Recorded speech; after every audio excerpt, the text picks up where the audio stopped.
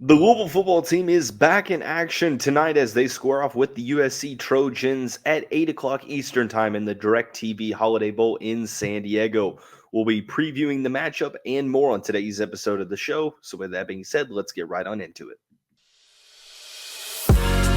You are Locked On Louisville, your daily podcast on the Louisville Cardinals. Part of the Locked On Podcast Network, your team every day.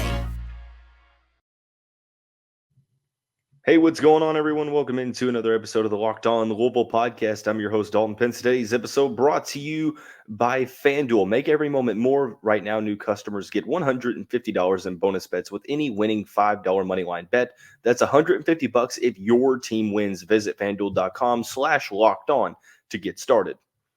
As always, I want to take this time to personally thank you all for making us your first listen of the day. Just a reminder that the Locked On Louisville podcast is free on all streaming services, 5 days a week, your team every day.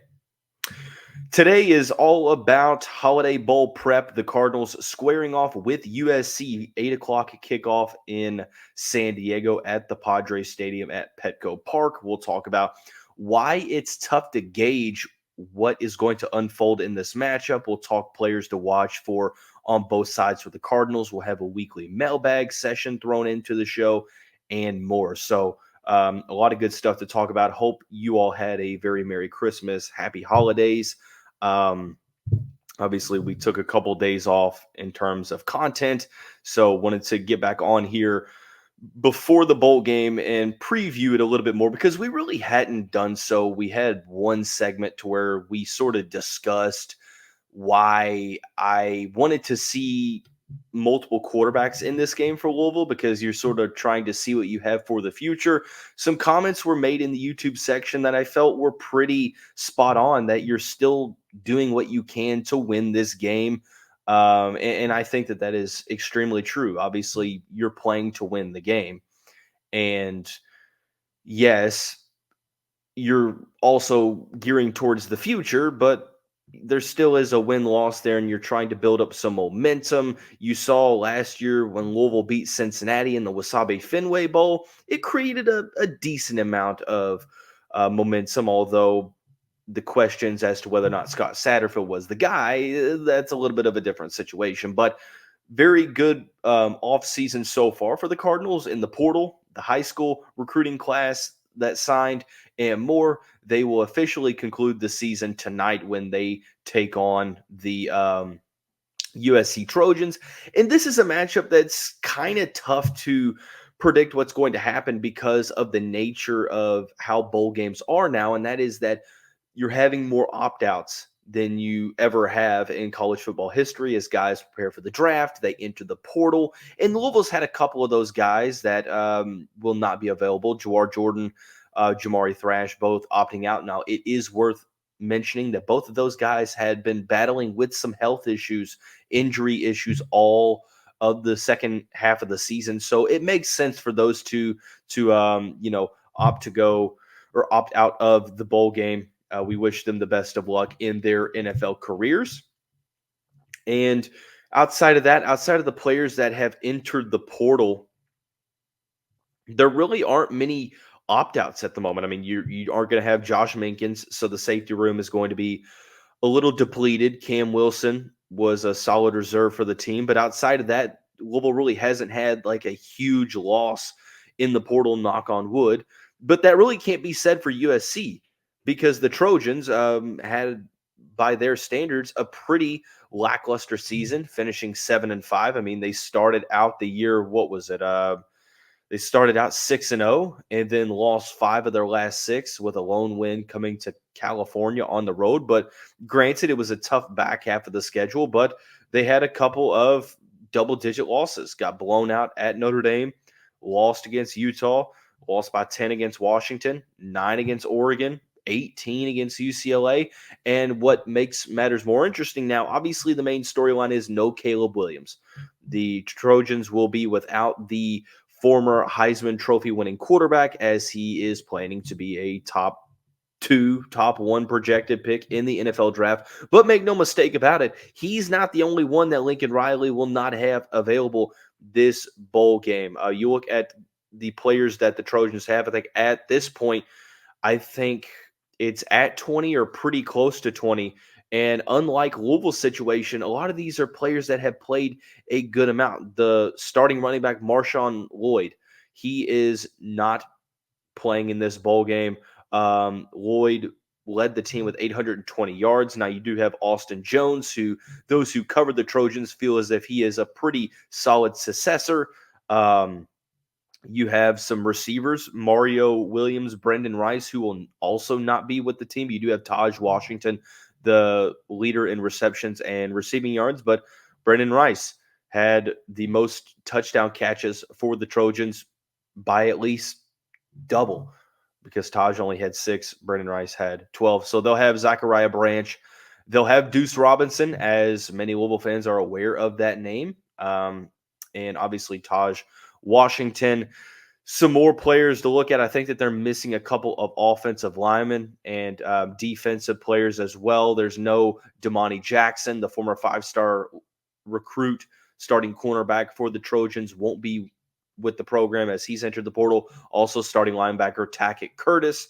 So, and I think that there's a defensive lineman as well. I'm forgetting his name at the moment. It's going to come to me probably later on in the show. But nonetheless, I think you see where I'm getting at with this, is that this is a situation to where it's kind of the opposite ends of the spectrum. Louisville is going to be without some star players. Obviously, no Jawar Jordan, no Jamari Thrash, and then the guys that have transferred. But outside of that, there's not much that they've lost in terms of starting level production. Now, USC, on the other hand, you don't even truly have your backup at the time. Was it Malachi Nelson? Well, no, I will say he wasn't the backup. He was the third string. Malachi Nelson, former 5-star quarterback. He's entered the portal. Obviously, Caleb Williams is out of there as well. Miller Moss is the guy. 309 passing yards, 1 touchdown, no interceptions. He appeared in a couple games this season in blowout victories. So it's really circling around to why this is going to be tough to determine what's going to happen in this game, because everything is a little bit more interesting in the bowl game. On paper, this should be a game that the Cardinals win. Louisville is anywhere from a 6.5, 7.5 point favorite in this contest against the Trojans down in San Diego. But there still is talent for this USD team. It's just a matter of what team are you going to get? More specifically, what Louisville team are you going to get, and how are they going to address the quarterback position? There's been rumors that multiple quarterbacks are going to play. Is that going to be the case, or is this going to be sort of Jack Plummer's riding off into the sunset in terms of his Louisville career? And it doesn't matter, because Plummer's going to get the starts. The Cardinals didn't necessarily play well in the final couple games of the season as opposed to how they did in the middle part of the schedule. So does the month off help reset this Louisville team's mindset? Do they play better? On paper, I mean, this is a game that Louisville should thrive in. You're playing against an offense that is missing some key players. Obviously, no Caleb Williams, which is huge, but no leading rusher Marshawn Lloyd. You don't have Brendan Rice. You don't have Mario Williams. And then the defense, their defense was giving up about 35 points a game. They scored a lot, scored about over 41 a game, but they gave up about 35. And that's where things get a little bit interesting, because you lost some key players on that defense. So how is this team going to respond? Down a little bit, down some numbers. Now, maybe, obviously you fight to get to the bowl game, as sort of unpopular as that's become now. I look for Louisville to really bounce back in this game. I think that they have the opportunity to win. Personally, I'm going to predict a Cardinals victory. One key to the game for me, before we talk about the players to watch, is executing well in the red zone. USC's defense has not been really good this season whatsoever. They give up a ton of big yardage plays.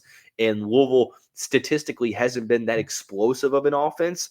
But one thing that they have been able to do well is get into the red zone. One thing that they have been lackluster at is capitalizing in the red zone in terms of scoring touchdowns. And that's something that Louisville really needs to do well in this game because even without some key pieces, you have Lincoln Riley, one of the best offensive game callers in the college football landscape. And you would assume that USC's still going to put some points up on the board. So it's critical that the Cardinals are going to have to do the same thing. So now begs the question, well, with no Jawar, with no Jamari, who are some players to watch here? I'm going to talk about one player on each side of the ball. Offensively, it's Maurice Turner. Defensively, it's Mason Reiger. And we will talk about both of those players and their cases for having some solid performances here momentarily after we talk about our friends and the title sponsor of the show, FanDuel. The weather has gotten colder as we head into the new year coming up, but the NFL offers stay hot on FanDuel. Right now, new customers get $150 in bonus bets with any winning $5 moneyline bet. That's $150 if your team wins. If you've been thinking about joining FanDuel, there's no better time to get in on the action. The app is so easy to use. There's a wide range of betting options, including spreads, player props, over-unders, and my favorite same-game parlays. So do yourself a favor. Visit FanDuel.com/lockedon to kick off the NFL season. FanDuel is the official partner of the NFL. All right. Hey, Cardinal fans. Thanks again for making Locked On Louisville your first listen of the day. Just a reminder, Locked On has launched the first ever national sports 24/7 streaming channel on YouTube. Locked On Sports Today is here for you 24/7, covering the top sports stories of the day with the local experts of Locked On, plus our national shows covering every league. Go to Locked On Sports Today on YouTube and subscribe to the first ever national sports 24/7 streaming channel. Right before the break, we briefly identified Maurice Turner and Mason Reiger as two players to watch for this Cardinal team in the DirecTV Holiday Bowl, 8 o'clock kickoff at Petco Park in San Diego between the Louisville Cardinals and the USC Trojans. Obviously not the bowl that people were wanting to get to after the win against Miami. But that's just where we are now. The second consecutive game that will be, or second consecutive bowl game for the Cardinals that will be played in a Major League Baseball stadium. Last year it was the Boston Red Sox. This year it is the San Diego Padres out on the West Coast. They will play a West Coast team. USC with a defense that has been lackluster to say the least. I think with a balanced offense for Louisville, it's sort of pick your poison. And I think that even with no Jawar Jordan, they're still going to try to set the tone on the ground. And I think Maurice Turner is going to be a player that gets his number called a decent amount. I don't really want to draw a ton of parallels between the two because I don't want to create these expectations that would be unfair to Maurice, that if he were not to reach that level in 2024, that we sort of look down on the season, even though he still might have a good year. I think the end of this season and what we are going to be able to see in the game against USC is a Jawar Jordan type moment from 2022. I think, and Jeff Brom sort of echoed these comments in his pregame press conference. He said that Maurice Turner is going to be, obviously paraphrasing here, he's going to be a focal point of this offense in 2024. Now, I know that the Cardinals have gone out and got Don Chaney Jr. from Miami. I've sort of changed my tune. I don't think that the Cardinals are going to go out and get another running back in the portal unless it's a surefire stud that is going to be an all-league performer. I think that you're feeling pretty good about the running backs room that you have currently, so to speak. And I think a lot of that is due to the fact that Maurice Turner is going to play a large role for next year, and that Brom essentially came out and said that you're going to see Turner with an increased role in the game against USC. Now, granted, you still have Isaac Guerendo, who we haven't heard we haven't heard a announcement as to what his plans are for next season. It's my understanding that he still can have another year of college eligibility if he applies for the medical waiver, which he likely would get. But there hasn't really been much there. It's been a lot of radio silence. Jawar Jordan is obviously off to the NFL. That shouldn't really surprise too many people. But I think Maurice Turner, regardless of Isaac Guerendo's workload, you're going to see Turner get a good amount of carries. I would assume that, looking at his workload this year, There's only been one game where he's had over double-digit carries. That was in the loss to Pittsburgh. I think that he's going to get double-digit carries again in this game. Probably, I would probably say I think he's going to get a season high for carries in this bowl game. You look at what he did in 2022 as well. I'm not sure that it's going to be a career high because he had 31 in that game against Cincinnati in the Wasabi Fenway Bowl, and then 15 against NC State earlier on in the season. So, yeah, I mean, I think that we're going to see double-digit carries. We're going to see at least one big-time yardage play, and I think he finds the end zone in this game. That's my sort of bold prediction for this contest, is that you're going to see Maurice Turner have a 2022 Maurice Turner-esque performance in a bowl game. And I think it's going to be solid momentum leading into 2024 as you look forward to the Cardinals' backfield that has a ton of talent. At this point, it's just kind of unproven at the moment. So I really think that Turner is going to have a solid game, and we sort of overlook him when talking about the future of the running back at this school. I think we're going to be reminded that he is in the plans for 2024 in the game against USC. Defensively, it was sort of hard to identify a player because, number one, there hasn't really been any opt-outs. There's been players that have transferred, but none of them were starters, unless you want to consider Josh Minkins a starter, which by the end of the year he was not. And you had the announcement that Ashton Gelati is back. There has been no word on Jermaine Lole, so he's going to be playing. And to my knowledge, even though we're still waiting for the announcements on the plans for Jarvis Brownlee Jr. and Quincy Riley, to my knowledge, both of those guys are playing. Now, I think that there has been some conversation or rumors that Ben Perry's not fully healthy, so he might be in question to play a ton against USC. Who knows? But I went with Mason Reiger because I felt like Reiger all season long had a pretty underrated season. Had a career high in tackles, had 21, 5 sacks, which was a career high, had a forced fumble, had 2 pass deflections. The 6'4" junior from Hoffman Estates, Illinois, had probably the best of his games. I mean, his best game was against Notre Dame. He had 2 sacks and a forced fumble. He had a sack against Pittsburgh. I think that this is a game in which we're going to see a multiple sack performance from him. I just feel like in pretty big games is when Reiger performs the best. And I just have this weird feeling, call it intuition, that he's going to have a solid performance. We talk about Gelati. We talk about a lot of these players on the defensive line that are coming in, Thor Griffith.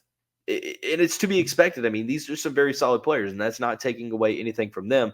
But we sort of also look past Mason Reiger, and he's a very good secondary pass rusher. And I think that, like Maurice Turner, he's going to remind us saying, hey, don't forget about me now when you're discussing 2024, because I'm going to have a fun season.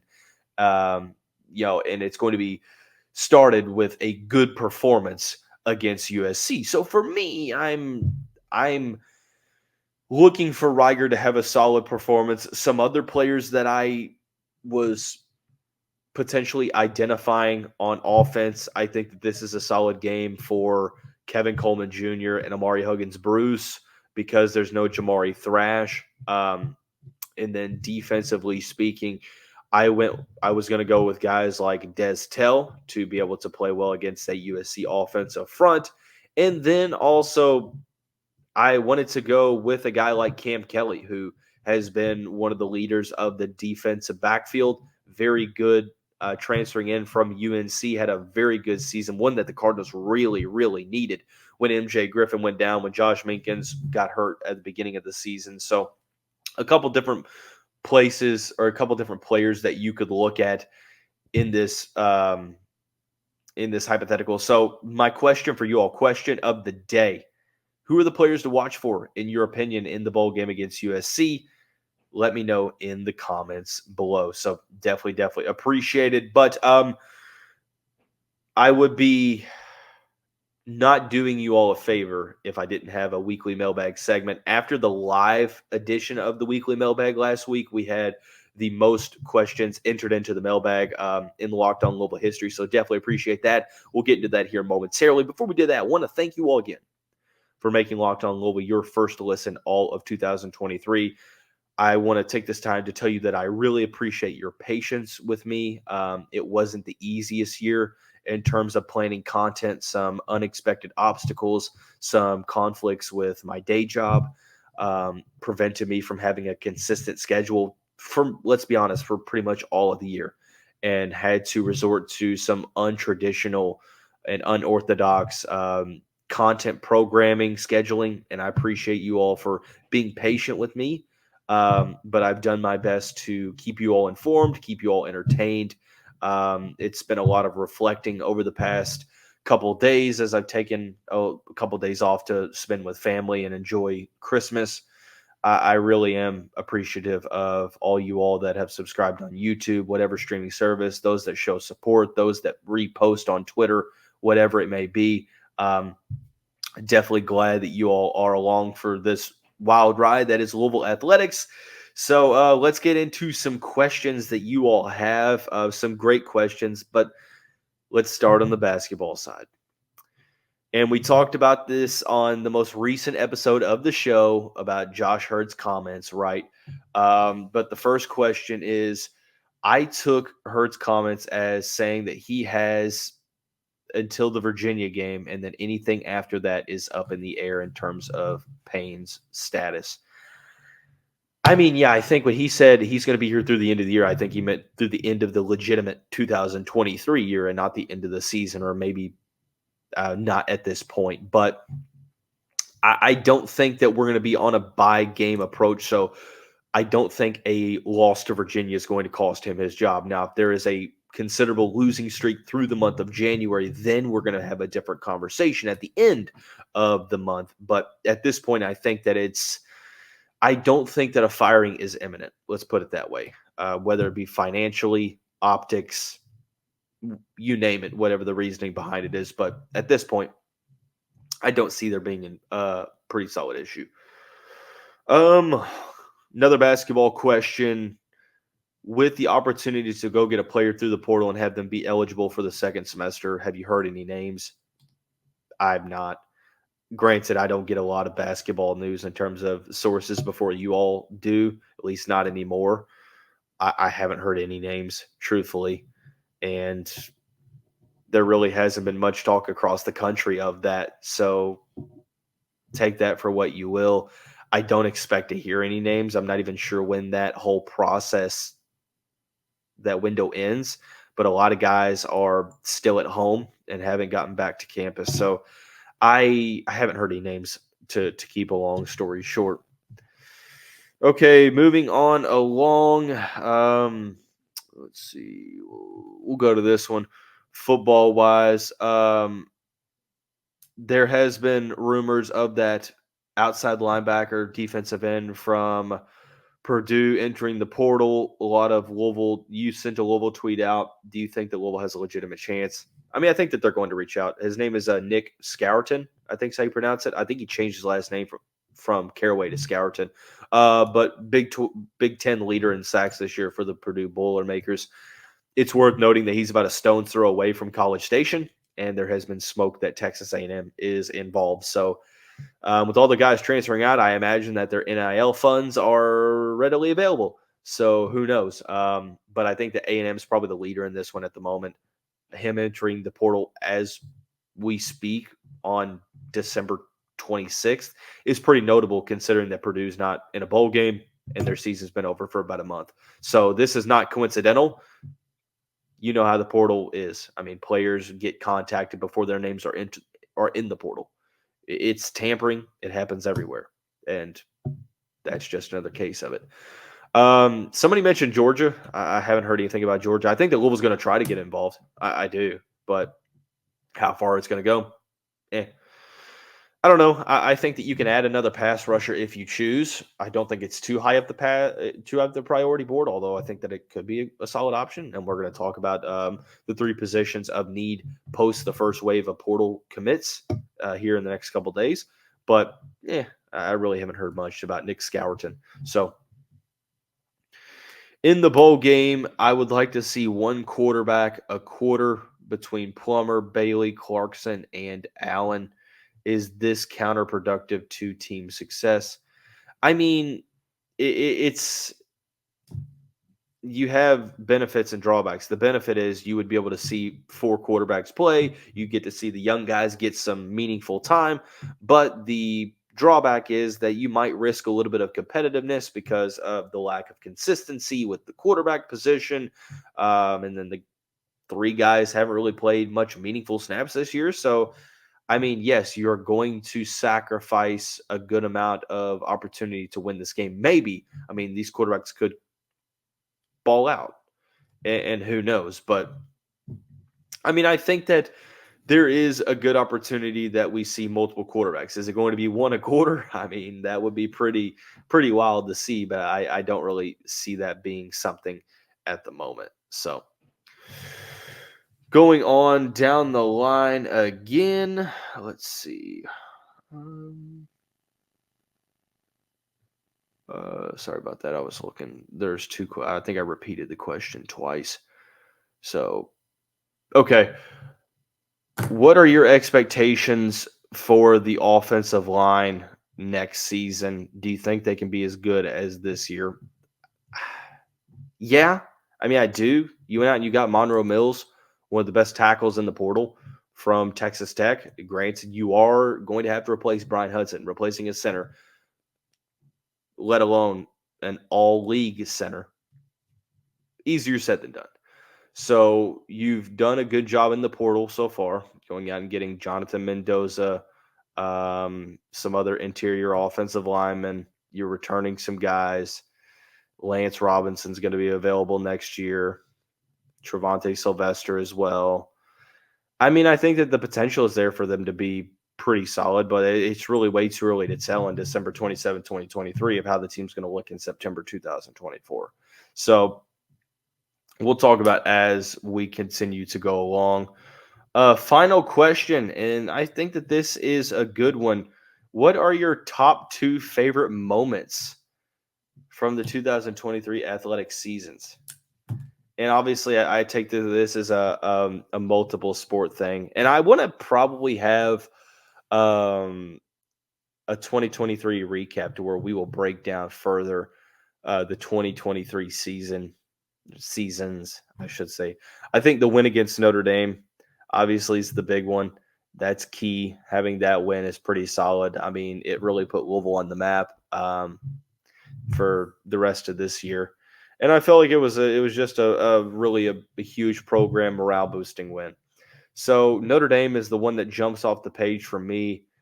Man, outside of that, and I hate to say it, I mean, there's really not many. I mean, men's basketball didn't have a great season. Women's basketball lost in the Elite Eight. I mean, I guess you could go that way. Baseball didn't really do all that well. Softball as well. Field hockey was pretty good, but they lost early in the tournament. I know it wasn't early in the tournament. Man, I'm at the point where I'm kind of lost for words. I think personally, with me being a soccer fan, I think the win over Notre Dame in the ACC tournament in that thriller would be my second go-to because I'm a big soccer fan and that win was pretty solid. So that's going to wrap up this edition of the show. Everyone have a great day. Go Cards. Final game of the season tonight. Let's hope that they beat USC. Regardless, we'll talk about it soon.